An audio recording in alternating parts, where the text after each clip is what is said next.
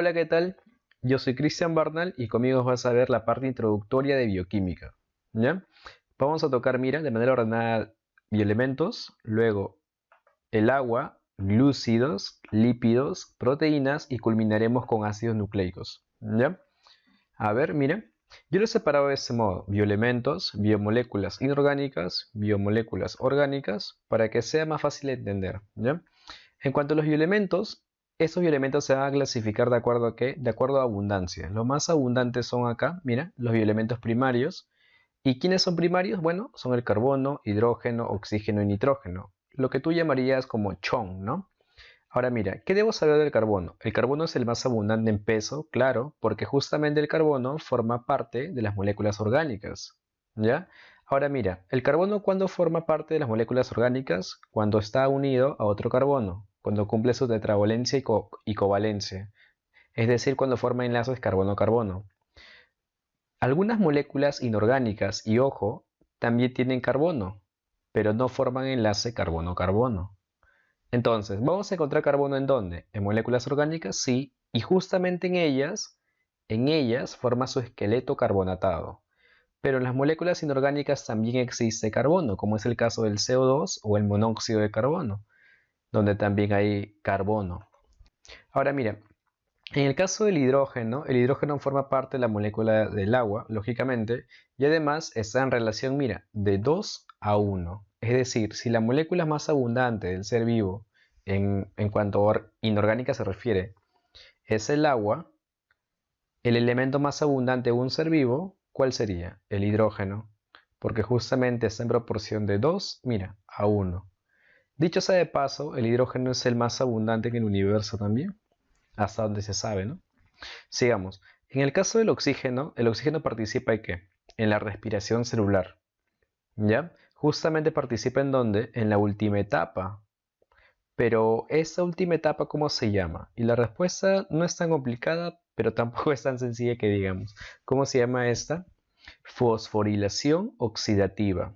Fosforilación oxidativa. Ahí participa el oxígeno. Ahora mira, cuando la fosforilación oxidativa usa oxígeno, esa vía, esa vía, esa vía de respiración celular se llamaría así: respiración celular aeróbica. Entonces, ¿el oxígeno dónde se usa? En la respiración celular, pero de tipo aeróbico. ¿Ya? De tipo aeróbico. Sigamos. En el caso del nitrógeno, ¿este para qué sirve? Ahí te va. Este forma parte de aminoácidos, ¿ya?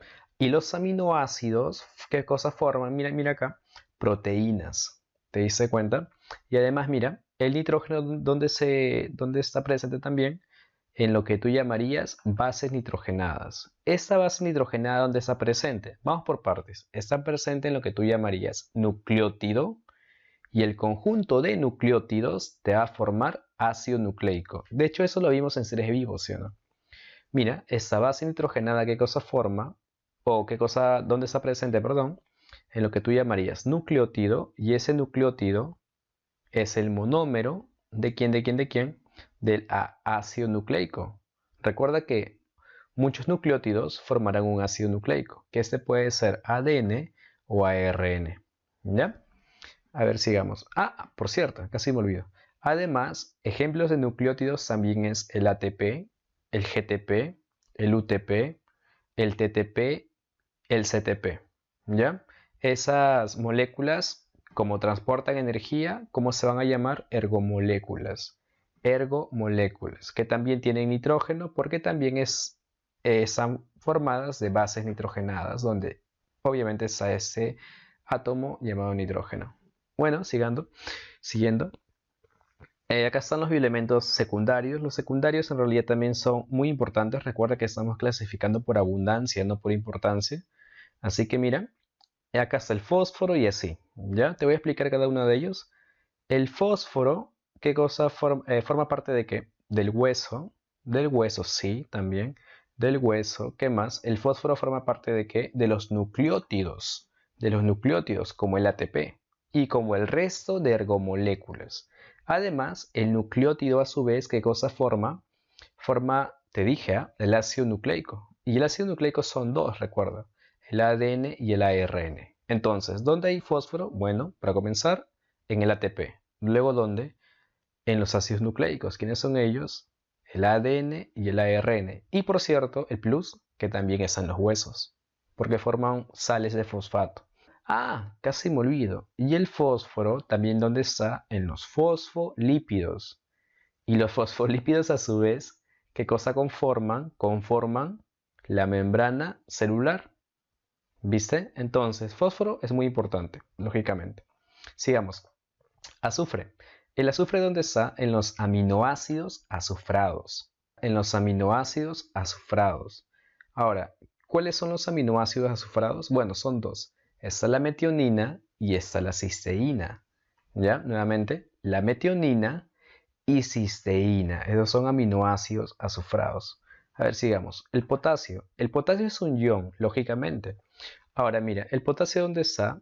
En el lado de los metales, porque justamente es un metal. ¿De qué grupo es? 1 ácido. Ahora, mira, ese potasio, como es metal, ¿tiende a qué? Tiende a oxidarse. Tiende a oxidarse. Por eso, ¿cómo se carga? Se carga positivo, ¿sí o no? K más. Por lo tanto, el potasio es un ion, sí, pero más que ion, ¿qué cosa? Bueno, es un ion, pero ¿de qué tipo? De tipo catión. Y el sodio también, porque el sodio también es un metal y este tiende a oxidarse. Así que ambos son iones, sí, y a su vez ambos son cationes. Ahora mira, el potasio, ¿qué cosa es? Recuerda, es un catión y el sodio también es un catión, cuando pierden un electrón, lógicamente. Ahora, este potasio, en el caso de la vida, ¿dónde suele ser más abundante? ¿En el medio interno o externo de la célula? La respuesta sería ¿dónde? En el medio interno. En el medio intracelular el potasio es el más abundante. ¿Respecto a qué? Respecto al sodio. Entonces, este de aquí es el principal catión intracelular y ese otro es el principal catión, pero afuera de la célula, es decir, extracelular.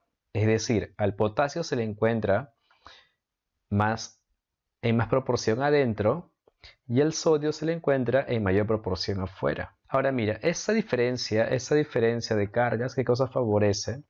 Favorece un potencial, ¿estamos? Y eso qué cosa favorece a su vez lo que tú llamarías los impulsos nerviosos. Los impulsos nerviosos. De hecho, Marco Espinosa nos va a explicar justamente cómo el sodio y el potasio ayudan a la generación de impulsos nerviosos. Lógicamente, el sodio y el potasio se transportan a través de ¿qué?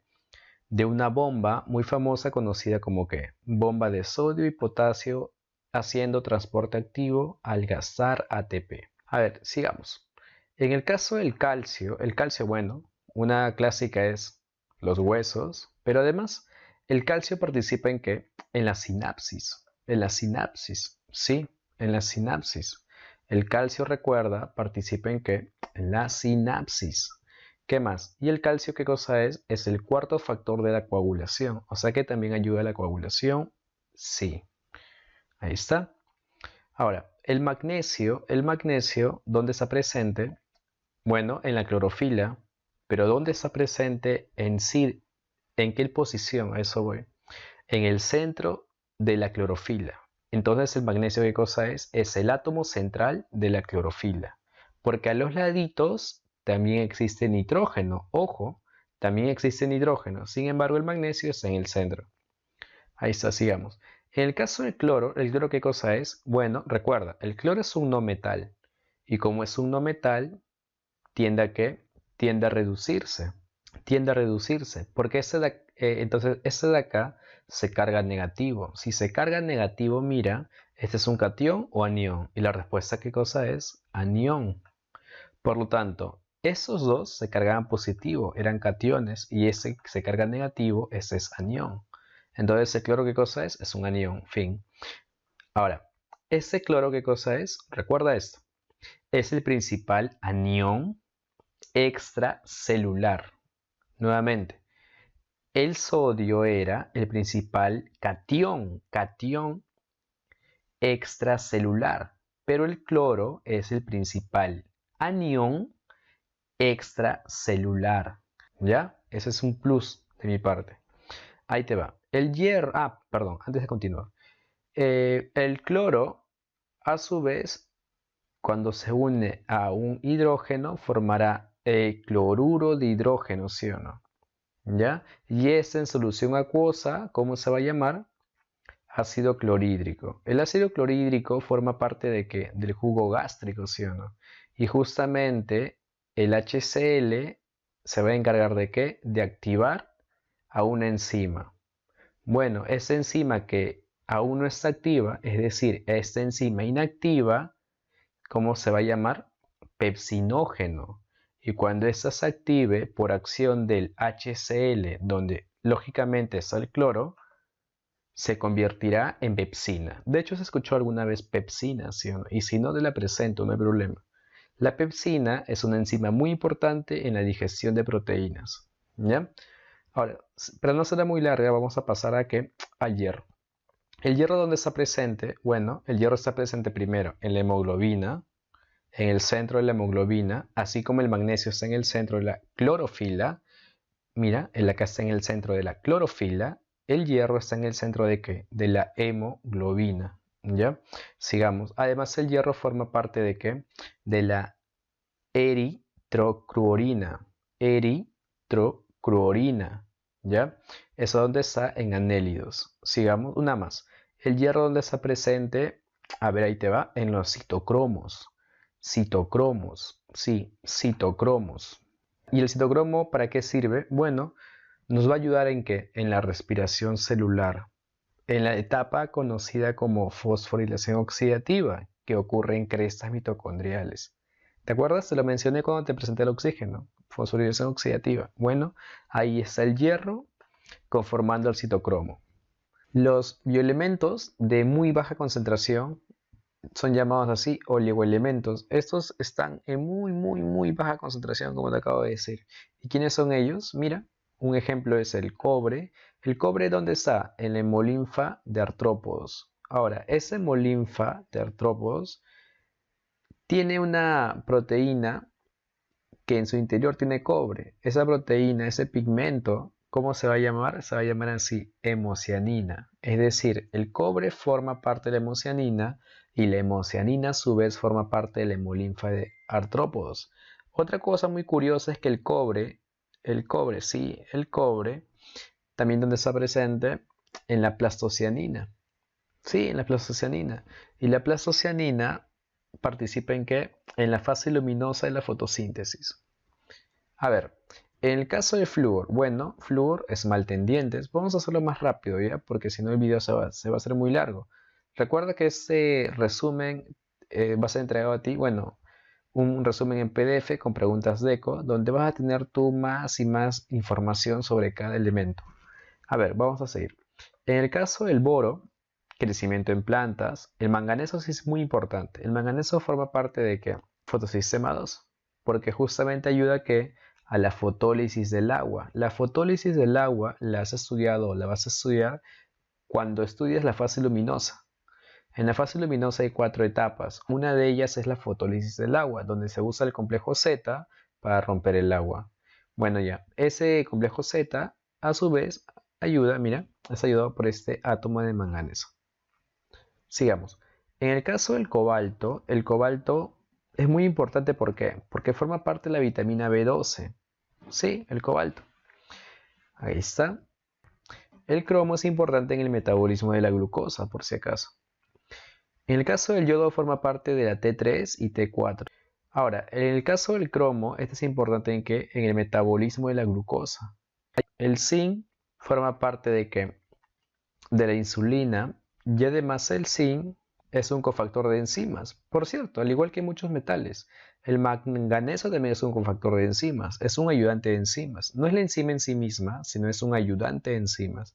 En la clase de enzimas te vamos a explicar más a detalle todo el mecanismo de acción enzimática, al igual que las coenzimas y los cofactores, pero paciencia. Ahora bien, en el caso del resto también son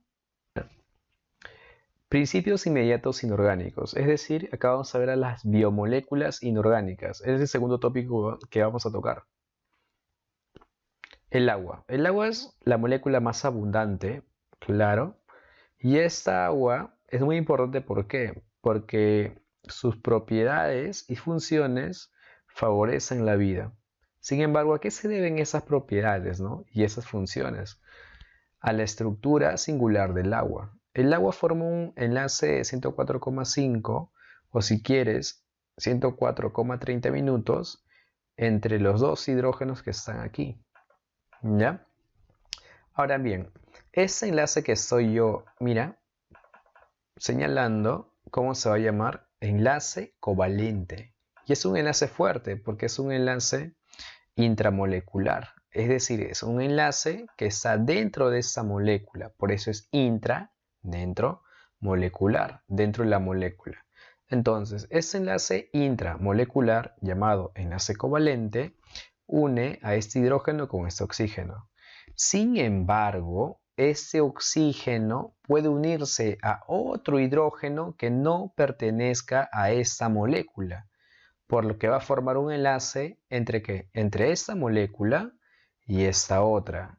Tal como se observa aquí, mira, esta molécula de aquí, la de aquí, forma un enlace con esa otra de aquí. ¿La viste? Ahora mira, ese enlace formado es entre este hidrógeno y este oxígeno, pero de otra molécula. Es decir, este enlace es un enlace intermolecular, porque inter significa entre. ¿Entre qué? Entre esta molécula y entre esta otra. ¿Cómo se llama eso? Enlace de hidrógeno. O si quieres, enlace puente de hidrógeno. Enlace puente de hidrógeno. Ya está. Ese enlace puente de hidrógeno no es tan fuerte como lo es el enlace covalente, porque justamente es un enlace entre dos moléculas, más no un enlace dentro de una molécula. Ya está. Ahora, si te das cuenta, mira, ¿cuántos enlaces puente de hidrógeno hay aquí, en este gráfico? Hay 4, ¿sí o no? Una molécula de agua puede formar como máximo 4 enlaces de hidrógeno, o sea, 4 puentes de hidrógeno. ¿Ya? A ver, continuemos. El pH, mira, el pH es muy importante. ¿Por qué razón? Porque el pH es una medida en realidad. El pH es adimensional, no tiene unidades, pero sin embargo sirve ¿para qué? Como indicador. Sirve como indicador. ¿Indicador de qué? ¿Qué cosa te indica? ¿Te indica acidez o te indica alcalinidad? O si quieres, te indica acidez o te indica basicidad. ¿Ya? Porque basicidad es un sinónimo de alcalinidad. Ojo, mira, esta acidez va a aumentar cuando el número vaya de 7 hacia abajo. Y esta alcalinidad va a aumentar cuando va de 7 hacia arriba. ¿Viste? Porque 7, ¿qué significa? El valor neutro. El valor neutro. Por lo tanto, mira, si yo tengo un número menor a 7, está en la porción ácida. Y mientras más se aleja del 7, mucho más ácido es. Y esto de acá, mira, cuando está yendo hacia la derecha, o sea, aumentando el valor, aumenta la alcalinidad. Aumenta la alcalinidad. ¿Viste?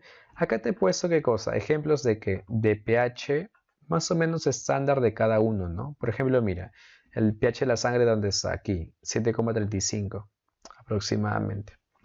Ya está. Ah, antes que me olvide, el pH, mira, se calcula como esto, ¿no? Lógicamente esto de aquí no te van a preguntar, no creo, a menos que sea en álgebra tal vez. Pero es importante saber que el pH es el menos logaritmo de la concentración de hidrógeno. De hecho, justamente esta fórmula hace posible esta relación, ¿no? Ahora mira, el pH obedece a la cantidad de iones hidrógeno que hay. Es decir, ese valor de 7, 6, 5, 10 y así, ¿de qué depende? De la concentración de iones hidrógeno, ¿viste? Entonces, si yo tengo algo que haga que esta concentración no varíe mucho, el pH no variaría tanto tampoco, ¿sí o no? Porque el pH está en función a esa cantidad, mira, esa cantidad molar de iones hidrógeno, ¿viste? Entonces, si esto de acá no varía, el pH no varía, ¿sí o no? Matemáticamente eso es correcto, ¿sí o no? Entonces, ¿cómo yo hago que no varíe esto? Sencillo, haciendo que la proporción no varíe. ¿Y quién hace eso? el buffer. ¿Buffer o qué? O tampón. Es lo mismo, buffer o tampón. Pero ¿para qué sirven los buffer o tampones? Porque regulan el pH. ¿Cómo hacen eso? Chambean con esto, miren. ¿Viste? ¿Lo entendiste, sí o no? Ahora mira, este pH, recuerda, es una medida de acidez o de alcalinidad, pero ese es únicamente una medida. Ahora, recordemos otra cosa. Cuando yo sumo pH más pOH, ¿eso cuánto me da? Me da 14. Siempre, no tanto así. Esto tiene su estandarizado, por así decirlo, a cierta temperatura y presión. Pero para motivos prácticos vamos a decir que sí, que pH más pOH me da 14. ¿Ya? Acá te he puesto un ejemplo bien chévere, bien sencillo en realidad, pero para que se entienda el concepto. Si una solución A presenta un pOH de 4 y otra solución B un pH de 6, ¿cuál de las dos es más ácida? Ahí te va la respuesta.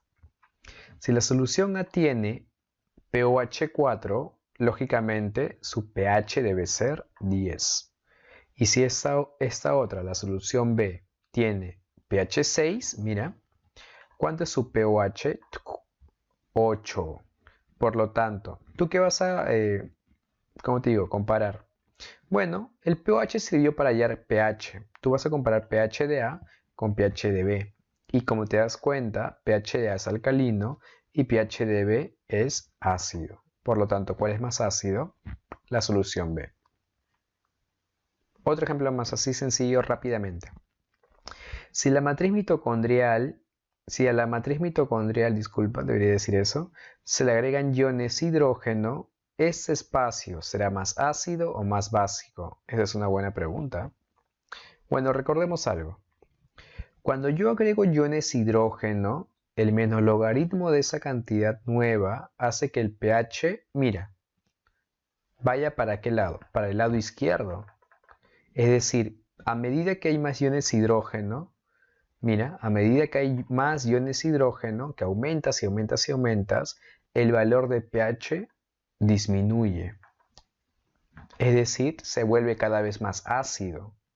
Ahora mira, si yo disminuyo la cantidad de iones hidrógeno, ¿qué pasa con el pH? Su valor aumenta. O sea, ¿cómo se hace? Mira, más alcalino. Entonces, volviendo a la pregunta, ¿no? Si la matriz mitocondrial se le agregan iones, esto es en este caso, mira, ¿este espacio será más ácido o más básico? Bueno, será más ácido, porque su valor ha bajado. ¿Ya está? El agua. Propiedades del agua. Acá está acción disolvente, alto calor específico, alto calor de vaporización, alto calor de fusión y baja ionización.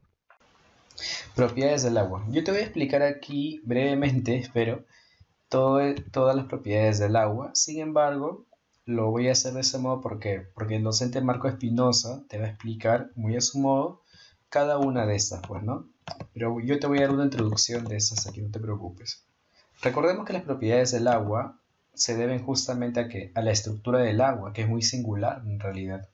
Entonces, las propiedades se deben, recuerda, a la estructura que tiene el agua. Recordemos el agua. El agua está compuesta de dos átomos de hidrógeno y uno de oxígeno. Esos átomos de hidrógeno son, mira, se van a cargar positivo y el átomo de oxígeno se va a cargar negativo. ¿Eso por qué? Por la diferencia de electronegatividades, ¿ya? Se va a cargar negativo el oxígeno y se va a cargar positivo el hidrógeno. Bueno, los hidrógenos. Ahora ahí te va. Recuerda tu clase de química que te decían esto. Semejante disuelve lo semejante.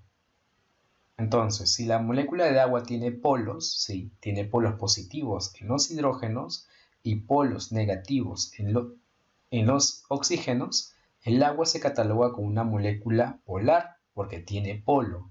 Sin embargo, como tiene dos tipos de polos, positivos en los hidrógenos y negativos en el oxígeno, el agua es una molécula bipolar. ¿Te diste cuenta, sí o no? Entonces, recordemos algo. Si el agua es una molécula polar, ¿cuál sería una molécula semejante al agua? Otra molécula polar, por lo que el agua disuelve moléculas polares.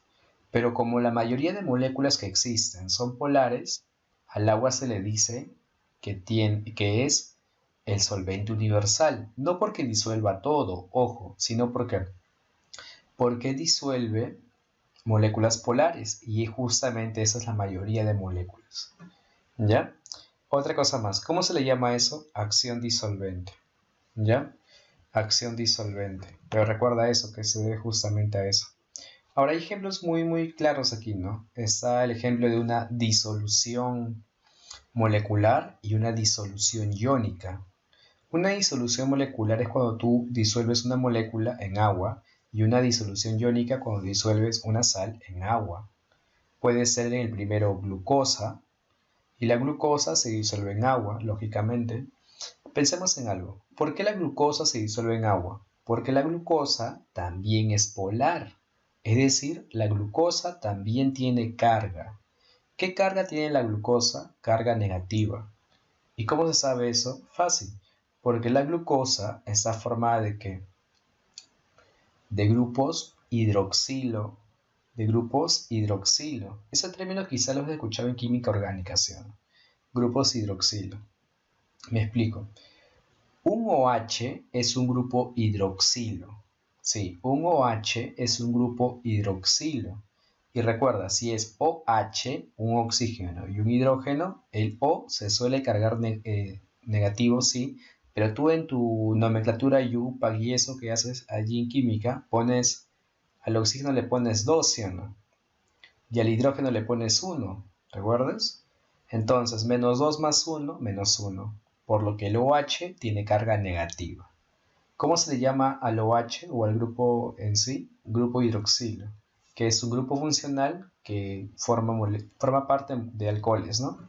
Ese tema lo vas a ver, recuerda, en química orgánica, pero ya te lo adelanté. Entonces, mira, si la glucosa tiene OHs, a esto quiero llegar, la glucosa tiene parcialmente carga negativa, ¿sí o no? En esos OHs. ¿Por qué? Porque la glucosa es un glúcido, y un glúcido, ¿cómo es? Una molécula polihidroxilada, o sea, tiene varios OHs. ¿A qué quiero llegar? A que si la glucosa tiene OHs de carga negativa, esa carga negativa será atraída por la región positiva del agua. ¿Y cuál es la región positiva del agua? La de los hidrógenos. ¿Viste? Entonces, de ese modo se forman los puentes hidrógenos entre la glucosa, bueno, y el agua. En el caso de la sal, ya te lo voy a explicar más a detalle Marco Espinosa, pero ahí te lo adelanto.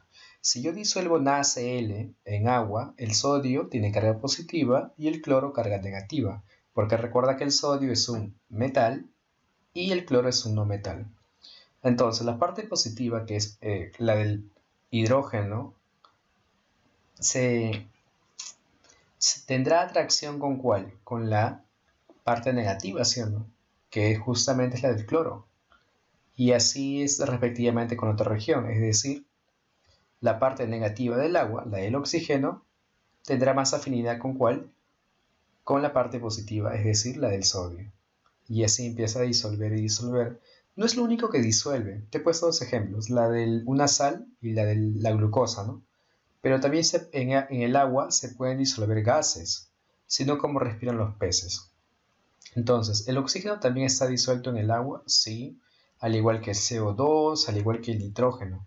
Están disueltos en el agua. Pero ¿cómo es posible eso si son gases y los gases son estables? Sencillo, porque esos gases están ocupando espacios entre moléculas de agua. ¿Ya? Bueno, ya, continuando con esto. En el caso de la 2 dice alto calor específico. ¿El calor específico qué cosa es? Bueno, se define de este modo y escucha y anótalo si puedes. Calor específico es, mira, ahí te va, la cantidad de calor necesario para elevar 1 grado Celsius a una sustancia. Me explico. Para yo hacer que el agua pase de 14 grados Celsius a 15 grados Celsius, tengo que añadir calor. Para yo hacer, no sé, que el benceno pase de 14 grados Celsius a 15 grados Celsius, también debo añadir calor. Si yo comparo cuánto calor debo añadir al agua y cuánto calor debo añadirle al benceno, lógicamente que al agua tengo que añadirle mucho más calor. Por eso se dice que es de alto calor específico. Mira, imagínate esto, si 14 a 15 grados Celsius tengo que suministrar una cantidad de calor para, mira, no sé, de M o de N, para pasar de 14 a 44 grados Celsius tendré que pasar mucho más calor, ¿sí o no? Por eso se dice que tiene alto calor específico, ¿ya? Porque variar la temperatura del agua involucra, involucra una gran cantidad de calor, ¿ya?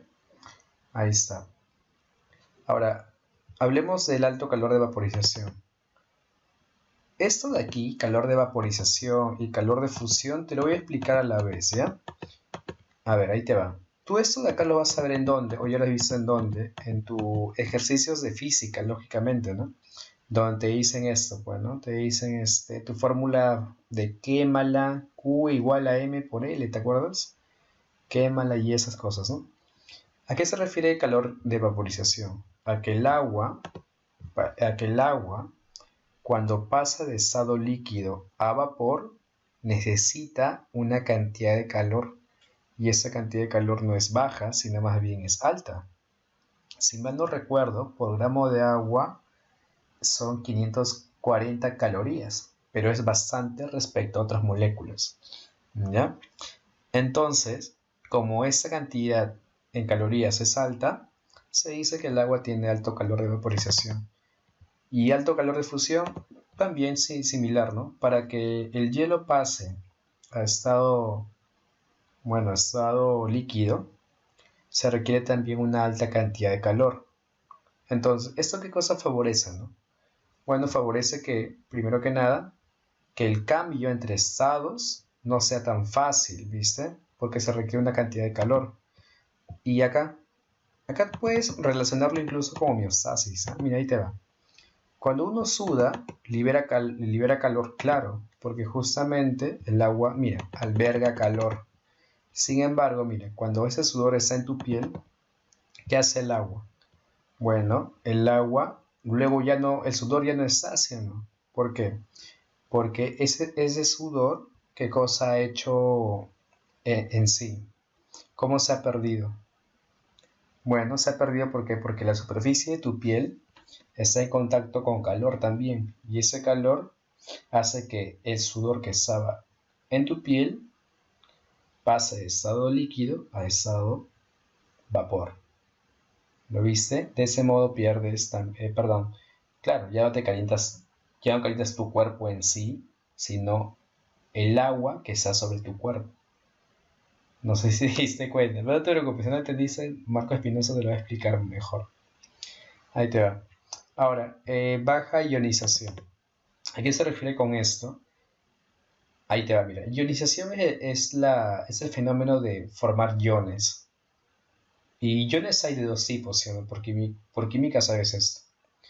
Hay cationes y los hay aniones. ¿Ya? El agua, recuerda, es H2O. Yo sé que ya sabes eso, no trato de... bueno, ya sabes lo que voy. Pero el agua, cuando se ioniza, formará un OH más un H.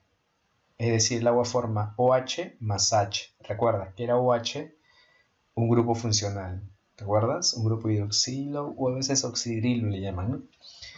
Y ahí está. Entonces, si el agua H2O se ioniza a OH más H, se está ionizando. Se está ionizando porque está formando iones. Entonces, esto el agua lo hace muchas veces, es decir, muchas veces la molécula de agua forma OH y H, y la respuesta es no. De hecho, es muy poco frecuente. Como eso es muy poco frecuente, se le dice que es bajo. Es de baja ionización, porque no ocurre muchas veces. Ya, te lo pongo de este modo. Mira, y te va. Si en este preciso momento tenemos 10 millones de moléculas de agua, escucha bien, ¿eh? Tenemos 10 millones de moléculas de agua, solamente una se ioniza. Nuevamente, si tenemos 10 millones de moléculas de agua, solo uno se ioniza. ¿Y qué es 1 respecto a 10 millones? Es muy poco, ¿viste? Entonces, la ionización es baja. Y mira, te lo voy a poner así. Déjame retroceder un poquito, perdón. Déjame retroceder un poquito, estoy adelantándome. Déjame retroceder un poco y te vas a dar cuenta. A ver. Aquí. Mira, si una molécula de agua forma iones, va a formar este de aquí, este ion, más un OH, ¿sí o no? Y como lo hace uno, escucha, uno de cada 10 millones, ¿eso cómo sería? Sería 1 entre 10 millones, ¿sí o no? ¿Y qué es 1 entre 10 millones? ¿No es 1 entre 10 a la 7? ¿Te diste cuenta? Y 1 entre 10 a la 7, por álgebra, recuerda, lo que está abajo pasa arriba, pero con sentido ¿qué? Contrario, ¿sí o no? Sería 10 a la menos 7. Entonces, ¿cuántos de estos hay? Mira, ¿cuántos iones de hidrógeno hay? Hay 10 a la menos 7. ¿Y cuánto es el menos logaritmo en base a 10 de 10 a la menos 7? Correcto. 7. Por eso el pH del agua es 7. ¿Ya? ¿Y por qué 7?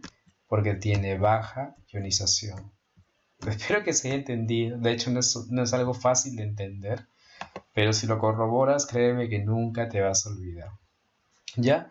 Cada una de estas, lógicamente, depende, ¿no? Depende, bueno, estos no, sino esta, bueno, en su mayoría, dependen de qué, de las condiciones de temperatura y presión, perdón, presión y, claro, temperatura y presión y eso. Pero bueno, en términos generales es así, ¿no? Ya. A ver, ya me alargué mucho en la anterior explicación, así que esto lo voy a hacer más rápido. Cuando dice, por ejemplo, regulador térmico, se refiere a que el agua puede regular climas y además puede ayudar a la homeostasis de los seres vivos, pues, ¿no? Ser medio de transporte, claro, porque el agua puede disolver qué cosa, sustancias polares y otras, ¿no? Por ejemplo, el agua puede ayudar a qué, a transportar, a ver, ciertos iones desde la raíz a las hojas, ¿sí o no? Y así, mejor intercambio gaseoso, claro, porque recuerda que un requisito para el intercambio de gases, en el caso de seres vivos que lo hagan por difusión, sí, como los animales inferiores, ¿no? Que lo hacen por difusión, o incluso, ¿no? El sapo adulto también hace intercambio de gases por difusión. Entonces, tú le llamas a eso, si no mal no recuerdo, tú a eso le llamas como que al sapo respira por pulmón y piel, ¿te acuerdas? Entonces, esta piel debe estar húmeda. ¿Por qué? Porque si es una superficie húmeda, favorece el intercambio gaseoso. ¿Ya? De hecho, un requisito para la difusión es que la superficie esté húmeda. Sí, efectivamente. Por ejemplo, lo que hacen lombricultura y así, ¿no? Que hacen humus a través de lombricultura, tienen que tener su tierra con una cierta humedad. Tampoco mucho, ¿no? Pero tiene que haber cierta humedad. Porque si no hay cierta humedad, ¿cómo respira el anélido? Que se encarga de degradar justamente la materia orgánica. Pero bueno, ya. Esos detalles los vamos a ver ya quizá cuando veamos la parte, ¿no? Más ambiental de la biología. Y participa en la excreción ya que disuelve sustancias. Claro, porque el agua, mira, por ejemplo, en la orina hay elementos de desecho. Y cuando orinas básicamente agua más desecho. Ahí está. Lo demás lo va a explicar Marco Espinosa y la clase magistral de Cristian Villanueva, lógicamente. A ver, biomoléculas orgánicas, glúcidos. Los glúcidos, recuerda cómo se definen, son moléculas polihidroxiladas, nuevamente, tienen muchos grupos hidroxilo, de grupo aldehído cetona. ¿Ya? Son de grupo aldehído o cetona, recuerda, no dije I, dije O. Sigamos. ¿Cuáles son las funciones de los glúcidos? ¿Por qué son importantes estudiarlas? Bueno, primero, porque son fuente de energía en el corto plazo. Algunos dicen a esto fuente de energía inmediata, por si acaso. Fuente de energía inmediata. Ya está. Ahora mira, un gramo de glucosa, sí, un gramo de glucosa, ¿cuánto te da? 4,2 kilocalorías. Sí, entonces, ¿cuánto me aporta esto? Ciertamente no es poco, pero es poco en comparación a los lípidos, ¿no? Que vamos a subir más adelante. Pero recuerda que los glúcidos son fuente de energía inmediata, o a corto plazo si quieres. Reserva de energía. ¿Cuándo se reserva energía? Fácil. Cuando tú vas a almacenar una macromolécula que más adelante te va a brindar moléculas que a su vez te darán energía. Por ejemplo, ¿cuáles son estas? El almidón y el glucógeno. El almidón lógicamente en plantas y el glucógeno en dónde, o en quiénes, perdón, en animales. ¿Ya? Ahí está. El almidón, recuerda, está formado de glucosas y el glucógeno está formado ¿de qué? De glucosas también. Sin embargo, hay diferencias entre ambos que te voy a explicar en un rato. Ya está. ¿Cuáles son estructurales? La celulosa y la quitina. ¿La celulosa en quiénes? Bueno, en plantas. ¿Y la quitina en quiénes? En hongos. ¿Ambas están en dónde? En la pared celular. Esta en la pared celular de quiénes? De plantas, y esta en la pared celular de hongos. No únicamente no están allí, ¿no? También está ¿dónde? En el exoesqueleto de artrópodos. Y la de aquí también está en ¿dónde? En la túnica de urocordados. Bueno, hay más ejemplos. Yo quiero que tengas en cuenta un detalle. Esta clase es introductoria, así que te voy a dar los criterios para que tú sepas diferenciar entre uno y otro, ¿ya? Ahí te va. ¿Cómo yo sé que el almidón y el glucógeno son de reserva y estos de acá son de estructura? ¿O por qué son así? Ahí te va la respuesta. El almidón y el glucógeno están formados de glucosa, sí, pero las glucosas están unidas por enlace glucosídico. Y ese enlace glucosídico es de tipo alfa, o sea, es enlace glucosídico alfa. En cambio, la celulosa y la quitina presentan enlace glucosídico, sí, pero de tipo ¿qué? De tipo beta. En comparación a los alfas, el beta es más difícil de romper. Por lo tanto, si yo quiero guardar algo porque luego voy a querer romperlo, mira, se opta ¿por qué? Por un enlace alfa, porque es más fácil de romper. ¿Te diste cuenta? Ahora acá mira, celulosa y quitina. ¿Qué enlace tenían? Beta, que es más difícil de romper en comparación a un alfa. Por lo que se prefiere el beta ¿para qué? Para formar estructuras, porque yo formo esto con la idea de que no se rompa, en fin. Ahí está, pues creo que se entendió, ¿sí o no? Sigamos. Te dije que un glúcido era ¿cómo era? Una molécula polihidroxilada de grupo aldehído cetona. Acá está, mira. Esos OH son los que te estaba diciendo hace rato, mira. Son los grupos hidroxilo. Y no ves uno, mira. Hoy 1, 2, 3, 4, 5. ¿Viste? Entonces, hay muchos, por eso es polihidroxilada. Y mira, este grupo funcional de acá, el CHO, es un grupo aldehído. Ahí está. Acá también OH, OH, OH, OH y mira, OH. Pero esto de acá es un grupo cetona. ¿Ya? Entonces, cuando hablamos de glúcidos, hablamos de moléculas polihidroxiladas, de grupo aldehído o de grupo cetona. Esas que tienen grupo aldehído son llamadas así, aldosas, y las que tienen grupo cetona, cetosas. Una diferencia entre ambas, ¿qué cosa es? El grupo aldehído. Una semejanza, los grupos OH. ¿Viste? Sigamos. Enlace glucosídico. El enlace glucosídico se forma cuando tú juntas dos moléculas. Dos moléculas. En este caso van a ser dos monosacáridos. Este monosacárido, mira, es una glucosa, acá está, y este otro monosacárido, ¿qué cosa es? Es una glucosa. Si yo quiero formar, olvídate esa flecha que va para acá, esa no veas, mira la de acá únicamente, la de aquí, la de aquí, la de aquí. Cuando esta glucosa se une a esta otra glucosa, mira, lo que antes, recuerda esto primero, lo que antes vimos en forma lineal, así, y eso de acá en forma lineal también, En este otro gráfico está así en forma de anillo, ¿ya? Para que se entienda mejor, ahí te va. Entonces, acá está el OH, OH, OH, OH. Mira, cuando se forma un enlace, fíjate en este OH, voy a usar ese color, y fíjate en este OH también. Esta molécula de acá, esta glucosa, va a brindar todo su OH, todo su grupo hidroxilo, mientras que esta otra va a brindar únicamente ¿qué? Su H. Entonces, cuando se junte OH con H, ¿qué te va a dar? Una molécula de agua. Entonces, cuando se forma un enlace, esta molécula de aquí pierde OH y esta pierde H. Y esa pérdida de H más OH se traduce en una pérdida de H2O. Como se está perdiendo agua, ¿cómo se le llama esto? Reacción de deshidratación. Reacción de deshidratación. O también llamada como reacción de condensación. Reacción de condensación. Entonces, cuando se pierde agua, mira, este oxígeno queda libre, ¿sí o no? Y este oxígeno se une con esta terminación. ¿Viste? Mira, entonces, este oxígeno de aquí es este de aquí.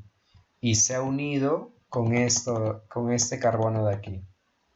¿Te diste cuenta? Y date cuenta otra cosa. Date cuenta otra cosa. Cuando este monosacárido, uno, mono, y este monosacárido se han unido, han formado un disacárido. Disacárido, porque ya son dos monosacáridos. Y ese enlace que han formado, ¿cómo se llama? Mira, acá está, enlace glucosídico. ¿Viste? ¿Cuándo se formó un enlace glucosídico? Cuando se perdió este OH y este H de todo el OH, por lo que queda este oxígeno que está aquí. Ya está, yo sé que lo entendiste. Ahora mira, ¿qué pasaría si yo quiero pasar de disacárido a dos monosacáridos? ¿Qué debería ser? Bueno, pasaría de esa figura de aquí a estas dos, ¿sí o no? ¿Y cómo hago eso? Reponiendo lo que perdieron. Me explico. Esta molécula perdió su OH y esta otra perdió únicamente el H, ¿sí o no? ¿Cómo yo repongo? Cuando a ella le doy su OH y a ella le doy H. Pero OH más H, nuevamente, ¿qué es? Agua, H2O. Entonces, cuando yo agrego agua, ese enlace se rompe. Como ese enlace se rompe, ¿cómo se llama eso? Lisis. Pero como se rompe cuando agrego agua, ¿cómo se llama eso? Reacción de hidrólisis. No fue tan complicado, ¿sí o no? Entonces, mira, cuando se rompe ese enlace, reacción de hidrólisis. Y entonces, cuando rompes un disacárido, formas dos monosacáridos. ¿Se entendió, sí o no? Ahora piensa en otra cosa. Te dije que habían dos tipos de enlace, el enlace alfa y el enlace beta. ¿Ya? Había enlace alfa y enlace beta. ¿Ya? No confundas ese alfa de acá con esta beta, eso es otra cosa, eso es un concepto orgánico, olvídate eso, ¿ya? Estos son conceptos orgánicos, ya te lo explicará Cristian Villanueva. Yo quiero explicarte otra cosa. Cuando hablamos de esta molécula de acá, esta glucosa de aquí, mira, formó un enlace con esta otra llamada enlace glucosídico. ¿Este enlace glucosídico de qué tipo es? Es de tipo alfa. Alfa. ¿Por qué es de tipo alfa? Mira, porque tiene esta forma. Mira mi mouse. Tiene esta forma. Alfa. Tiene forma de alfa. Mira mi mouse. Alfa. No se ve mucho, ¿no? Pero creo que se entiende la intención. Alfa. Ahí está. Ahí lo voy a hacer así. Alfa. Lógicamente no está como un alfa en sí, ¿no? Pero creo que se entiende. Pero si fuese beta, ¿cómo sería? Sería así, mira. Esto que está acá sería así. Y acá estaría el oxígeno también, pero sería así. ¿Viste? Sería, mira, sigue el mouse, sería así. Y acá acabaría así. ¿Me entendiste? Entonces es una beta. Y esto de acá, ¿qué cosa es? Un alfa. ¿Ya? Ahora mira. La glucosa es una hexosa porque tiene 6 carbonos. Cuenta conmigo. 1, 2, 3, 4, 5 y el cachito 6. Acá también 1, 2, 3, 4, 5 y el cachito 6. O sea, el de aquí. Entonces, miren. Este monosacario de aquí, ¿qué carbono usado? Su carbono 1. Y el que carbono usado, su carbono 4. Por eso ese enlace, ¿cómo se llama? 1,4. Entonces, ¿qué tipo de enlace tiene este? Enlace 1,4. ¿De tipo qué? De tipo alfa. Y además, mira, esto de aquí se llama enlace glucosídico. Entonces sería enlace glucosídico alfa 1,4. Si este de aquí hubiese usado su carbono 2, sería enlace glucosídico 1,2. Sería, si fuera de la misma forma, enlace glucosídico tipo alfa 1,2. Si hubiese usado el 1 y este el 1, sería alfa 1,1. ¿Viste? Como estamos en el caso de la maltosa es alfa 1,4. Si fuese el 2 y el 1, recuerda, alfa 1,2, ¿qué serían quiénes? En la sacarosa. Bueno, cuando esta ya no sea los mismos, ¿no? Porque se recuerda que sacarosa es glucosa más fructosa. Pero bueno, creo que se entendió la idea. Ya está. Y si usase el 1,1, formaría otro compuesto llamado como trealosa. Y si formase no enlace alfa, sino otro enlace beta, podría ser beta 1,4, ¿sí o no? Beta 1,4. Y así. A ver, veamos. ¿Cómo se clasifican los glúcidos? Los hay monosacáridos. Ahí está, mira. Y monosacáridos hay triosas, tetrosas, pentosas, hexosas. Triosas, 3 carbonos. Tetrosas, 4 carbonos. 5 carbonos, 6 carbonos. Oligosacáridos. Los hay disacáridos y trisacáridos. Mira, cuando hablamos de polisacáridos, hablamos de polisacáridos de reserva y polisacáridos de estructura. Recuerda que de reserva, enlace tipo alfa, ¿cuáles eran esas? El almidón y glucógeno, lo vimos al inicio. Y esta de aquí, las estructurales, tipo beta, ¿cuáles eran ellas? La quitina y la celulosa. Ahí está. A ver, hablemos de monosacáridos. Triosa, tetrosa, pentosa, hexosa. Mira, mira, mira, mira. La primera no es difícil de recordar. Triosas, mira, cuando es aldosa y triosa, mira, mira, mira, contiene grupo aldehído y tiene 3 carbonos. El ejemplo, el gliceraldehído. El gliceraldehído, de hecho, tú lo vas a ver en dónde. Lo vas a ver en la glucólisis, ¿ya? Así que acuerdas de esto. Y bueno, la cetosa también lo vas a ver allí, en la glucólisis. Ya está. Ahí te va. La tetrosa. La tetrosa. 4 carbonos, más grupo aldehído, eritrosa. Y acá cetosa, eritrulosa. Ya mira, hay una forma fácil de recordarte entre estas, ¿no? Mira, si te has dado cuenta, aldosa, nombre fácil. Cetosa, nombre difícil. Eritrosa, nombre fácil. Ahora, complica eritrosa, eritrulosa. Nombre difícil, cetosa. Ribosa, nombre fácil. Ribulosa, nombre difícil. Cetosa. Bueno, espero que te sirva. A mí me sirve un montón. Esto de acá, ¿dónde lo ves, por ejemplo? Aquí lo ves en el ARN. El ARN. Y esto de aquí, ¿dónde lo ves? En la fase oscura de la fotosíntesis. Hexosas hay varias, ¿no? Está la glucosa, galactosa y manosa. Y cetosa, la fructosa. ¿Ya? Recuerda que la fructosa es el azúcar más dulce y es una cetosa. A ver. Oligosacáridos. Acá está su fórmula empírica por si es de interés. Monosacáridos, disacáridos y bueno, ¿dónde están, no? Recuerda, glucosa más glucosa es 2 monosacáridos. Cuando junto 2 monosacáridos, pierde una molécula de agua, se llamaría como reacción de condensación. ¿Ya? ¿Qué forma acá? Maltosa. Recuerda que ese enlace era enlace glucosídico alfa 1,4 y liberó agua. Acá, glucosa más galactosa formaré lactosa. La lactosa es de tipo beta, beta 1,4. Liberé agua también. Glucosa más fructosa, mira, sacarosa, alfa 1,2. Libere agua. ¿Y dónde están estas? Bueno, la maltosa está en la malta. En la malta, la de acá, la leche. Y la sacarosa, azúcar de caña, lógicamente. A ver. Polisacáridos y su monómero. Recuerda que el polisacárido es un polímero. ¿Polímero qué cosa es? Un montón de monómeros. ¿Cuál es el monómero? Bueno, los monosacáridos. ¿Y el polímero cuál sería? El polisacárido. Ejemplos de polisacáridos CD4, almidón, glucógeno, que son de reserva, celulosa y quitina, que son de estructura. Recuerda que las tres primeras, mira, están formadas por el mismo monómero, mientras que esta última está formada por un monómero distinto, que es la N-acetilglucosamina. ¿Ya? Mira, esta N-acetilglucosamina tiene una N y grupo amino.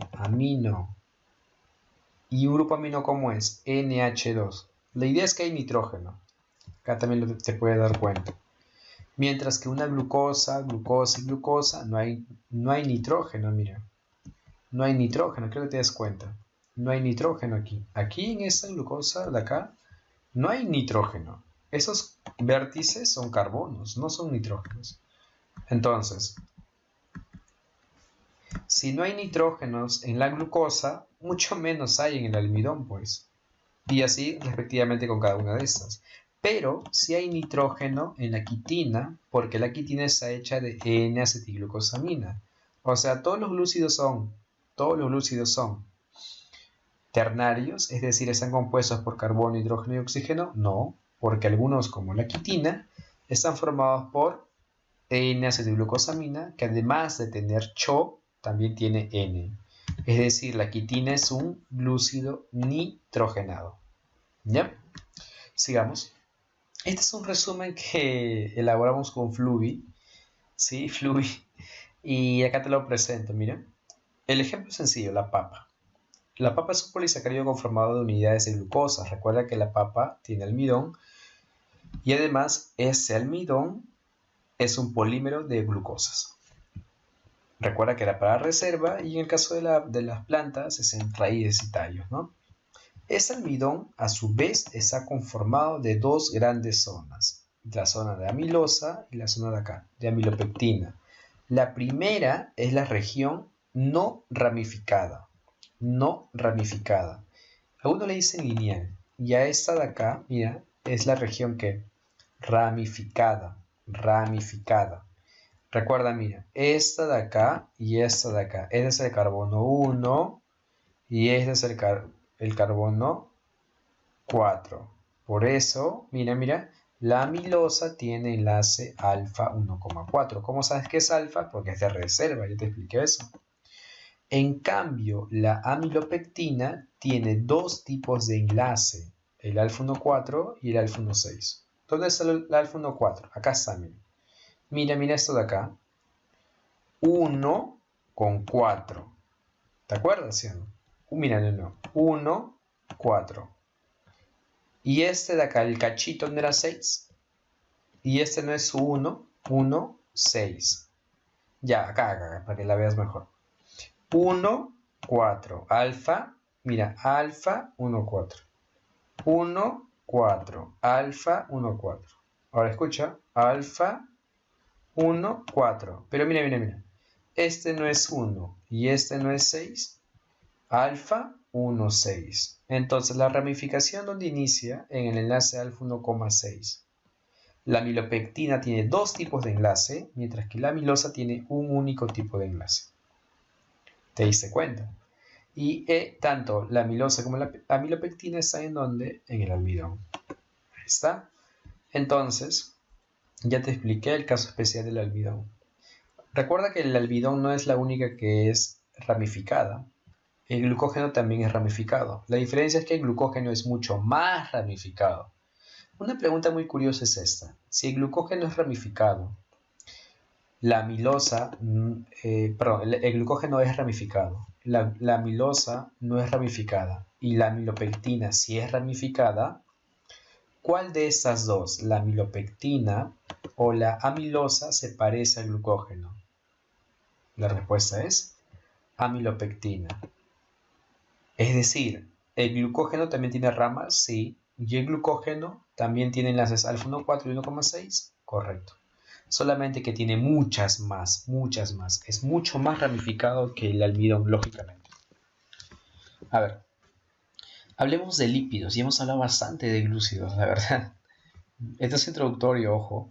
Ahí te va. Lípidos. Los lípidos están juntos ¿por qué? Bueno, para comenzar están juntos porque todas son apolares. ¿Ya? Todas son apolares. Ninguna se disuelve en agua. Ahí te va. ¿Pero por qué son importantes los lípidos? Bueno, porque aportan energía. Recuerda que en el caso de glúcidos aportaban 4,2 kilocalorías. Mira, en el caso de triglicéridos aportan 9,1 kilocalorías. O sea, estos triglicéridos lógicamente aportan mucho más, pero esta reserva de energía es en el largo plazo. En el glúcidos era a corto plazo, en los lípidos es a largo plazo. ¿Dan más? Sí, pero es en el largo plazo. Sigamos. Termoaislante. Claro, el tejido adiposo, justamente, yo cuando lo explico en clase lo explico así, ¿no? El tejido adiposo es, yo lo veo como, no sé, una caja de chups, de chupetes, que evita que el calor se pierda o se gane, pues, ¿no? En sí, ¿ya? Justamente esa es la analogía que uso en clase. Ahí te va. Ahí te va. Estructural. En la estructural están los fosfolípidos. ¿Por qué estructuras fosfolípidos? Porque los fosfolípidos forman parte de que de ciertas estructuras, como cuáles, como la bicapa lipídica de la membrana celular. ¿Ya? Ahí están los fosfolípidos. Cuando veas lógicamente el tema de célula lo vas a ver más a detalle, no te preocupes, pero acá te doy esa acotación. Reguladora, claro, porque hay hormonas sexuales y también hormonas de la corteza suprarrenal. Y una hormona es reguladora. Metabólica sí, por la vitamina D. Recuerda que la vitamina D ayuda o regula el metabolismo del calcio. Electroaislante sí, eso se ve en donde en las neuronas, la vaina de mielina.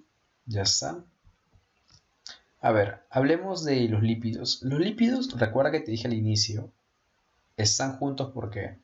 Porque son apolares. ¿Ya? Pero piensa en esto. Este es un glicerol y estos de acá son ácidos grasos. Te voy a dar la base química necesaria para que entiendas a los lípidos. Así que por favor, atento. Ahí te va. Este glicerol tiene, mira, OH, OH, OH. ¿Y cuando hay OH qué cosa hay? Bueno, hay un grupo hidroxilo porque es el OH. Pero, ¿cómo se le llama a esto? Alcohol.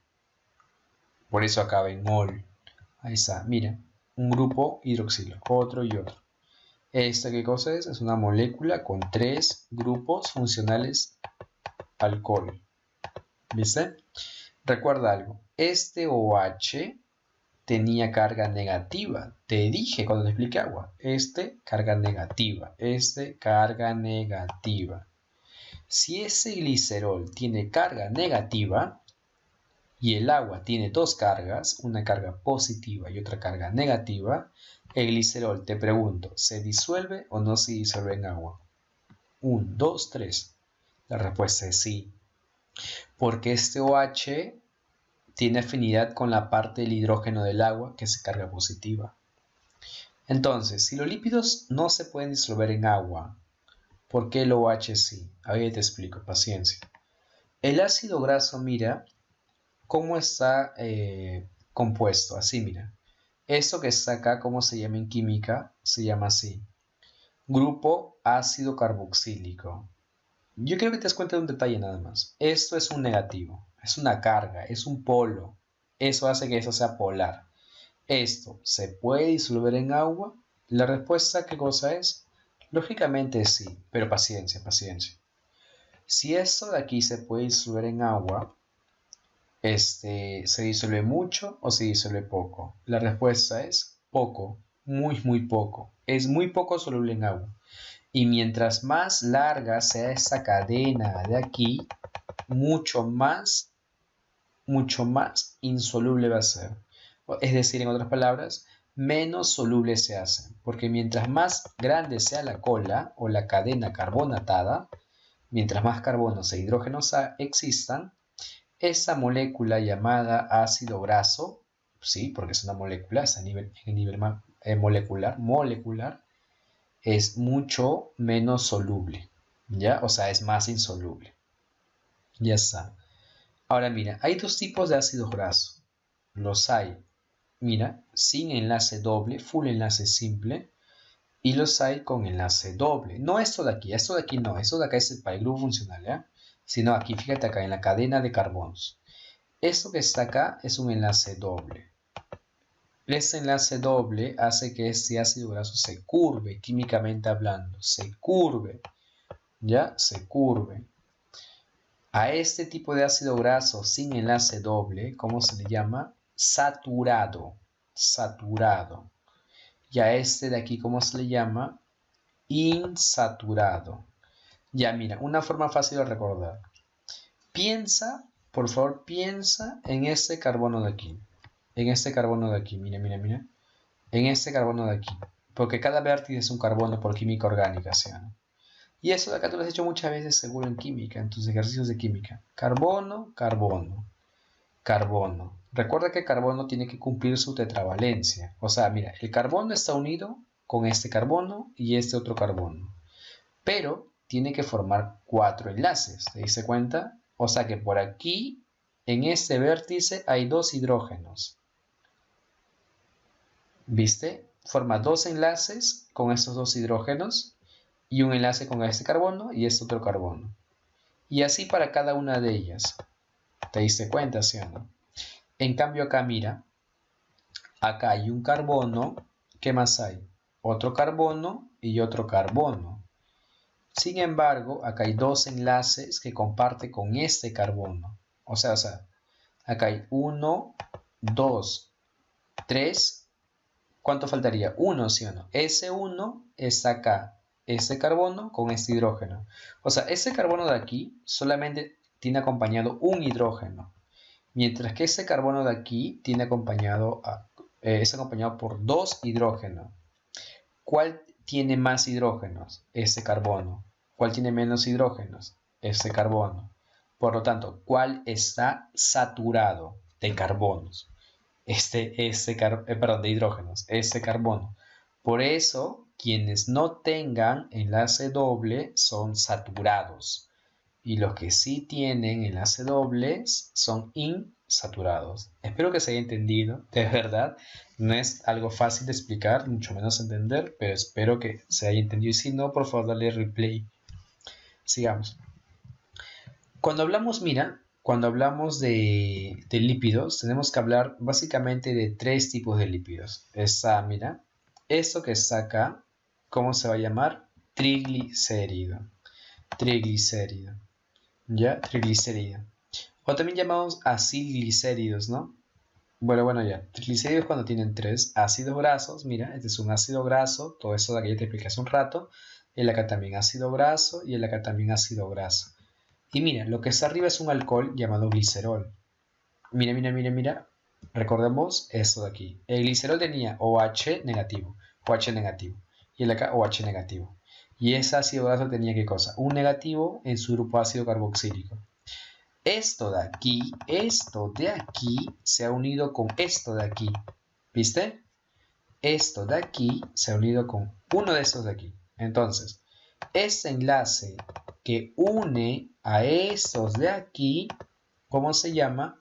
Enlace éster. Enlace éster. ¿Te diste cuenta? Enlace éster. ¿Cuándo se forma un enlace éster? Cuando unes un ácido graso con un OH del alcohol glicerol. Y mira, ¿cuántos ácidos grasos hay acá? 3. Entonces, ¿cuántos enlaces ésters hay? 1, 2, 3. ¿Y qué has formado aquí? Un triglicérido. Si hubiesen sido 2, serían 2 enlaces éster y sería un diglicérido. Y si fuese 1, bueno, un monoglicérido. Al grupo de monoglicéridos, diglicéridos y triglicéridos se le llama así, acil con C, glicéridos. ¿Ya? Por si acaso nada más. Sigamos. Ah, mira. Antes el glicerol se podía disolver en agua porque es un alcohol. Tenía OHs que estaban libres, ¿sí o no? Pero mira ahora, ese OH ya no está. Y solamente ha quedado zonas que no tienen carga. La carga que estaba aquí, mira, ya no está. Y la carga que estaba aquí tampoco, porque ahora se han formado enlaces éster. Entonces esta molécula, glicerol, cuando se une a esos ácidos grasos, hace que toda la molécula llamada triglicérido ya no sea polar, bueno, que no sea polar, mejor dicho, sino más bien apolar. Y eso hace que sea imposible, ¿qué cosa? Mezclarlo con agua o que se disuelva en esta, ¿no? En agua. Porque recuerda que los triglicéridos, al igual que los lípidos, están juntos porque no se pueden disolver en agua. A ver, cuando hablamos de ceras, ¿de qué hablamos? De un alcohol que se une a un ácido graso a través de un enlace éster. ¿Ya? Ceras hay muchas, ¿no? Está el cerumen, ¿qué más? La cutina, y así la cutícula, la lanolina, y así. Ya con Christian no lo vas a ver más a detalle, no te preocupes. Yo te lo adelanto porque recuerda que esta es una clase introductoria nada más. Hablemos del fosfolípido. ¿El fosfolípido qué cosa tiene? Bueno, tiene un grupo fosfato, un grupo polar, ¿qué más? Un glicerol y dos ácidos grasos. Lógicamente que el glicerol tenía 3 OHs, ¿te acuerdas? 2 OHs los comparte con estos ácidos grasos a través de enlaces éster. ¿Ya? Tiene 2 ácidos grasos, recuerda. Y el otro OH lo comparte con ¿qué? Con este grupo fosfato y además este a su vez con un grupo polar. Si este grupo polar se llamase, tal vez, ¿no? Etanolamida, todo el fosfolípido se va a llamar fosfoetanolamida. ¿Ya? Si este grupo se llamase colina, todo esto, ¿cómo se va a llamar? Fosfatidilcolina. De eso depende el nombre del fosfolípido. Ya está. Y recuerda, mira, esta zona de acá es netamente apolar, o sea, no se mezcla con agua. Y esta parte de aquí, mira, la parte de aquí es un grupo polar, o sea, sí se mezcla con agua. Por lo tanto, esta de acá tiene afinidad con el agua, hidrofílica. En la misma molécula, mira, esto de acá no tiene afinidad con agua, hidrofóbica. Por eso se dice que el fosfolípido tiene doble naturaleza. Una naturaleza hidrofílica y otra hidrofóbica. Por eso al fosfolípido se le dice anfipática. Anfipática. A-N-F-I-P-A. Anfipática. Ya está. A ver, para no serla muy larga, acá está quién, los esteroides y su ejemplo más notorio, obviamente el colesterol, ¿no? El colesterol está formado de qué? Mira, de 4 anillos y bueno, hay una ramificación sencilla por aquí. ¿Cómo se llama esta estructura? Ciclopentano per hidrofenantreno. A partir de esta estructura se formarán el resto de esteroides. Como a partir de esta estructura primaria se forman otras estructuras, a esta de aquí se le llama así, precursor. Cuando una molécula forme otras, ¿cómo se va a llamar? Precursor. ¿Ya? Ahí te va. Entonces, hay 3 tipos de lípidos básicamente, ¿no? Los hay simples, complejos y derivados. ¿Quiénes son simples? El glicérido, el sérido, el fosfolípido, esteroide, isoprenoide. Perdón, ¿cuáles son simples? Disculpa, me fui con todo. Los acigliceroles, es decir, los triglicéridos, los diglicéridos. ¿Los séridos cuáles son? Bueno, las ceras. Lípidos complejos, los fosfolípidos y los esfingolípidos. Y los lípidos derivados, esteroides, isoprenoides y eicosanoides. Esto de aquí lo vas a ver más detalle, ya sabes, con el profe Marco Espinosa y con Cristian Villanueva. A ver, sigamos. En el caso de las proteínas, recuerda que es una proteína, ¿qué cosa es? O de qué está conformado. de un montón de aminoácidos, aminoácidos y aminoácidos y aminoácidos. ¿Pero qué es un aminoácido? Un aminoácido consiste en qué? En un grupo amino y un grupo que ácido carboxílico. Disculpa, acá debería decir grupo ácido carboxílico. Corriges por favor. Grupo amino y acá grupo ácido carboxílico. Ya está. Entonces, mira, este carbono de acá, ¿cómo se le llama? Carbono central o si quieres carbono quiral. ¿Ya? Y como es el primer carbono, carbono alfa. Si fuese el segundo, sería carbono beta. Entonces, este de aquí, ¿qué cosa es? Es un alfa aminoácido. Si fuese beta, un beta aminoácido. En tu examen de admisión vienen alfas aminoácidos, así que esta estructura te va a servir un montón a ti. Y esta R tiene varios nombres, acá le han puesto residuo, también le dicen radical, residual y así. ¿Ya? Mira, esta R en realidad no es un átomo, el R no existe como átomo. ¿R qué cosa es? Puede ser cualquier cosa. R puede ser un grupo, un anillo. ¿Qué más puede ser R? Una cadena de carbonos. R puede ser una cadena de carbonos con azufre. R puede ser un hidrógeno, puede ser R. Simplemente sería un hidrógeno, ¿sí o no? Cuando R es un hidrógeno, ¿cómo se le llama a R? Bueno, se le llama así. Perdón, ¿cómo se le llama a todo el aminoácido? Glicina. Como solamente es H, pudiendo ser otras cosas mucho más complejas, que está en forma de hidrógeno, en su forma más simple, la glicina es el aminoácido más simple. ¿Viste? Ya mira, si esta R tuviese azufre, este aminoácido tendría azufre, ¿sí o no? Por lo que este aminoácido podría ser o la metionina o la cisteína. ¿Dónde está el azufre de los aminoácidos azufrados? Formando parte del residuo radical. Ya está. Espero que se haya entendido. Sigamos. Entonces hay dos modos de ver esto, ¿no? Hay aminoácidos esenciales y aminoácidos no esenciales. ¿Cuándo son esenciales? Cuando tú los requieres en tu dieta. Sí, tienes que comerlos sí o sí, porque tu cuerpo no lo puede producir. ¿Y cuándo son no esenciales? Bueno, cuando tu cuerpo sí lo puede producir. ¿Sí? Sí lo puede producir. Por eso no son, ¿cómo te digo? No son, o sea, sí se deben consumir en la dieta, claro que sí, pero la dieta no es la única fuente de suministro de esos aminoácidos, ¿ya? Recuerda que los de acá no se pueden producir, pues se tienen que consumir, y los de acá,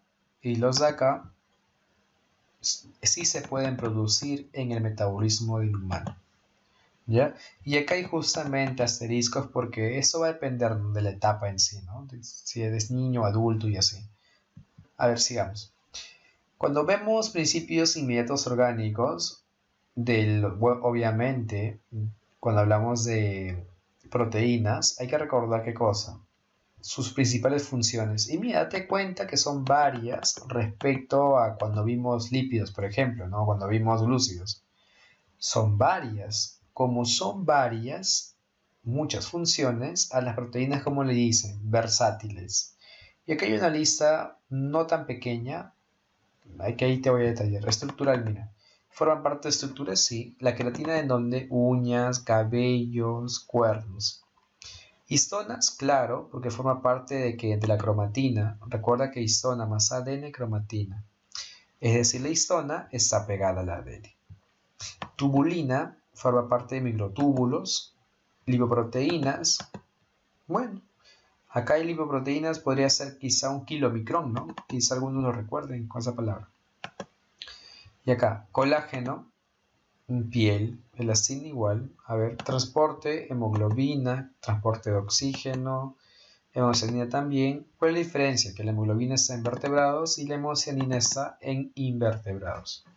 Defensa, inmunoglobulinas, claro, y además interferones. Los interferones son antivirales. Reguladora, la insulina, el glucagón y la hormona de crecimiento. Son hormonas, lógicamente, pero son reguladoras. ¿Cuáles son biocatalizadores? Eso me interesa más. Las enzimas. ¿Cuándo se dice que es un biocatalizador? Cuando hablamos de enzimas. ¿Y las enzimas por qué son biocatalizadoras? Porque catalizan reacciones químicas ¿Cómo hacen esto? Reducen la energía de activación. Reducen la energía de activación. Y esta reducción de la energía de activación hace que la reacción sea más rápida. O sea, aceleran la reacción. Hay una clase muy especial de enzimas que me gustaría hacer. Y la vamos a ver más a detalle, no te preocupes. Contráctiles, ahí te va. ¿Cuáles son? La actina y la miosina, ¿no? En el músculo. Reserva la caseína de la leche, claro. Ahí está. Proteínas. Esto de acá se refiere a su estructura tridimensional, ¿no? Acá los hay de 4 tipos. Los hay primarios y secundarios. Cuando es primario, mira, está únicamente así, de forma lineal. Y estos, lógicamente, son aminoácidos. Y los aminoácidos están unidos entre sí únicamente por enlace peptídico. Nuevamente, repito. Los aminoácidos están unidos por enlace peptídico. De ese modo forman una línea y esta estructura es de forma lineal y es una estructura primaria. Así se ensamblan. Luego los radicales empiezan a interactuar entre ellos y forman estructuras como el alfa hélice o la hoja beta plegada, ¿no?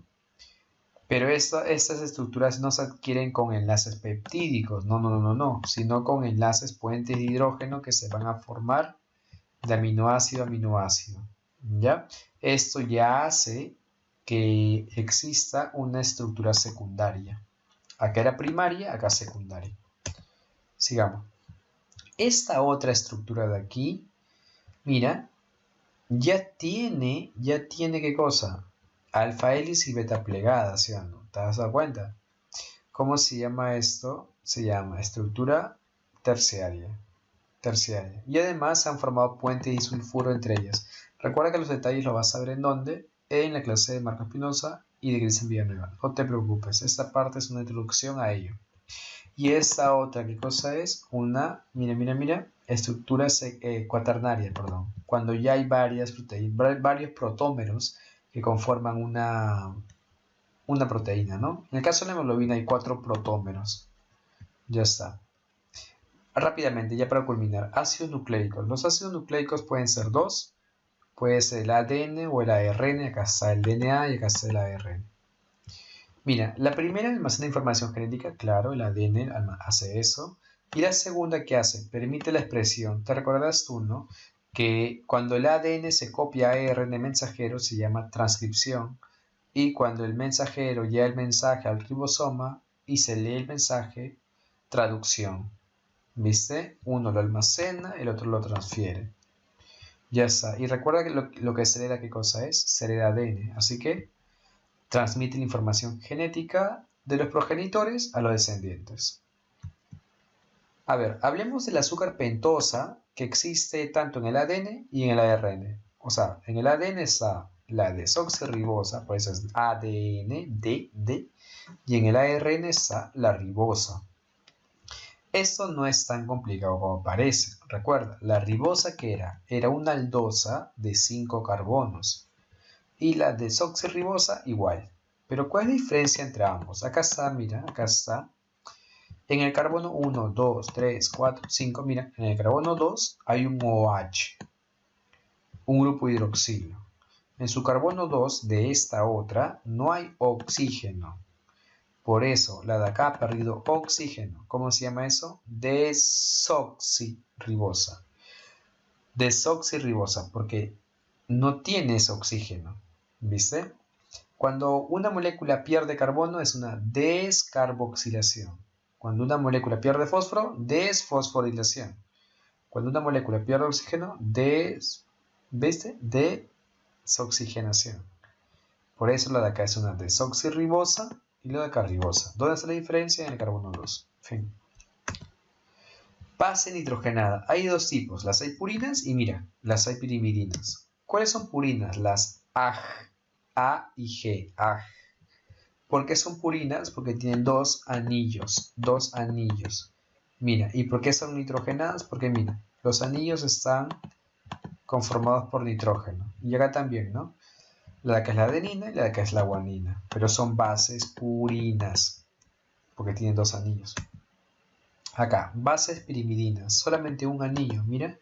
citosina, timina y uracilo. Mira, A y G, purinas, 2 anillos. Bases pirimidina, CTU, un anillo. Siguiendo con esto. Nucleócido y nucleótido. Recuerda que el nucleócido no es la unidad en sí que forma parte del ácido nucleico, sino más bien lo es el nucleótido. Sin embargo, acá te voy a explicar la peculiaridad de cada uno, ¿no? Ahora mira, un nucleótido sería todo esto de aquí, todo esto de aquí. Pero un nucleócido solamente son, mira, el azúcar ribosa, azúcar ribosa, en este ejemplo, ¿no? Más la base. Ese es un nucleócido. Un nucleócido es igual a la base más el azúcar.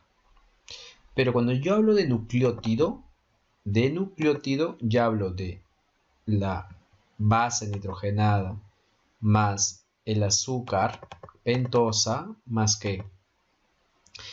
grupo fosfato. Si hay un grupo fosfato, un azúcar y una base nitrogenada, se llama así. Mononucleótido. Recuerda, todavía no leas esto. ¿Cómo se llama esto? Mononucleótido. ¿Por qué es mono? Porque solamente hay un fosfato. Si hay dos fosfatos, 1, 2, dinucleótido. Si hay tres, trinucleótido. Pero si esta base nitrogenada es de tipo adenina y este azúcar es ribosa y hay tres fosfatos, se le llama adenosín por la base, trifosfato por los tres fosfatos. Si fuesen dos únicamente los fosfatos, adenosín difosfato. Y acá, adenosín monofosfato. Si esta base fuese otra, no sé, guanina, y hay tres fosfatos, guanosin trifosfato, lo que tú conoces como GTP. Si fuese citosina, CTP. Si fuese uracilo, UTP. Si fuese timina, TTP. ¿Te diste cuenta? No fue tan difícil, ¿sí o no? Mira, ese enlace entre fosfato y fosfato son enlaces muy inestables. Y como son enlaces inestables, los enlaces inestables, recuerda, portan mucha energía. O sea, son enlaces de alta energía. ¿Cómo se llama ese? Enlace fosfanhidro. Enlace fosfanhidro hay dos, uno, dos. Y son de alta energía. ¿Ya? Sigamos. Cuando hablamos del ADN o del ARN, este está formado de nucleótidos, pero con un solo fosfato, ojo. Serían mononucleótidos. O sea, el ADN y ARN son polímeros de mononucleótidos. En el ADN es una molécula, bueno, macromolécula en sí, bicatenaria, porque tiene dos cadenas, ahí está, pues eso es bicatenaria. Y además las cadenas como son antiparalelas, porque una cadena va de 5' a 3' y la otra como va de 3' a 5'. Por eso como son antiparalelas. Son paralelas sí, pero en sentido contrario. Acá están. Paralelas, antiparalelas, en sentido contrario. A ver, también son complementarias. ¿Por qué son complementarias? Porque citosina se une con guanina y timina se une con adenina. Recuerda este detalle. Citosina y guanina, mira, forman enlaces puentes de hidrógeno. Sí, porque eso que está acá, esos enlaces que están aquí, que unen una cadena con otra cadena, son enlaces puente de hidrógeno. 1, 2, 3. O sea, entre la unión de citosina y guanina hay 3 puentes de hidrógeno. Y entre la unión de adenina y timina solamente hay 2 puentes de hidrógeno. ¿Ya? ¿Cómo se llama eso? Complementarias. C con G y A con T. Sigamos. Esto hace, mira, que esto se represente de este modo, ¿no? C y G y A con T. Y a su vez, mira, si yo sumo C más T, escucha, si yo sumo C más T, me debe dar igual que A más G. ¿Te diste cuenta? A más G debe ser igual a T más C, porque cada vez que hay A hay T y cada vez que hay G hay C. Entonces, A más G es igual a C más D. Recuerda otra cosa, mira acá está eso. A más G igual a C más D. Entonces recuerda este detalle. A y G, ¿qué cosa eran las AG? Y las AG, ¿qué cosas son? Purinas. Y C y T no son pirimidinas. Entonces, el número de purinas es igual a ¿qué? Al número de pirimidinas. ¿Cómo se le llama a eso? Disculpa. Ley de Chargaff. Eso lo indica la ley de Chargaff. El número de purinas es igual al número de pirimidinas. Acá, esos dos deben sumar siempre el 50%. Y estos dos siempre deben sumar el otro 50%. Porque A es igual a T y G es igual a C en términos de cantidades, ¿no? Un ejemplo sencillo. Si hay 10% de adenina, ¿cuánta guanina hay? 40. Porque ambas deben dar 50%. Y ahí si hay 10% de adenina, ¿cuánta timina hay? Bueno, si hay 10% de esto, ¿cuánto de esto hay 10%? Y así. Ejemplos pueden ser varios, ¿no? Hablemos del ARN. ¿El ARN qué cosa es? ¿Es un polímero de mononucleótidos? Sí, también. Y hay tres tipos de ARN. Mensajero, ribosómico o ribosomal si quieres. Y también ARN de transferencia. El mensajero se crea en la transcripción y sirve para llevar el mensaje. Ya lo vas a ver en dogma más a detalle. El ribosómico se asocia a proteínas, claro, las conforma. Sí. Forma ribosomas. Y a su vez los ribosomas forman proteínas, ¿ya? Cuando el ARN ribosómico se asocia a proteínas, forma ribosomas. A ver, el ARN de transferencia, o transferente también le dicen, ¿no? Se une aminoácidos para formar proteínas, claro, porque este de aquí recuerda que trae los aminoácidos, pues se llama transferencia, ¿no? Transfiere aminoácidos. Antes que me olvide, esta de acá tiene forma lineal y esta forma circular. Y esta otra forma de trébol. Ahí está, ya quedó. Ya para culminar con esto acabamos ya. Está el ADN y el ARN. El ADN es bicatenario, no te cuenta, lo vimos en el dibujo. El acá es monocatenario. El ADN tiene desoxirribosa, el acá ribosa. Vimos la diferencia también. Acá hay A, C, T y G, y acá hay A, C, U, G. O sea, acá hay timina y acá hay uracilo. Esa es la diferencia más común. Funciones. El almacena y transporta. Claro, el ADN es la molécula que almacena. Y la K es la forma en cómo se ayuda a expresarse, pues, ¿no? Porque el mensajero lleva el mensaje, el transferencia trae los aminoácidos y el ribosómico forma ribosomas. Ahí está. Ubicación. ¿El acá está en quién? ¿En dónde? Perdón. En núcleo, mitocondrios y cloroplastos. Ojo, el ADN también puede estar en el citoplasma en el caso de quienes, de las procariotas, ¿ya? Por si acaso. Acá el ARN, entonces núcleo, citoplasma, rugoso, claro, el acá está en todos lados. Ya está. Forma, doble hélice, claro. Este modelo lo propone Watson y Crick, recuerda. Y acá están las formas que ya vimos, ¿no? Con eso hemos dado por culminada esta sesión, larga en realidad, pero muy productiva, espero. Un abrazo, chicos, de todo el staff, de todo el equipo de la Biología Terrestre Libre. Esperamos de verdad que el contenido que hacemos aquí sea de gran utilidad para ustedes. Un abrazo virtual. Hasta luego.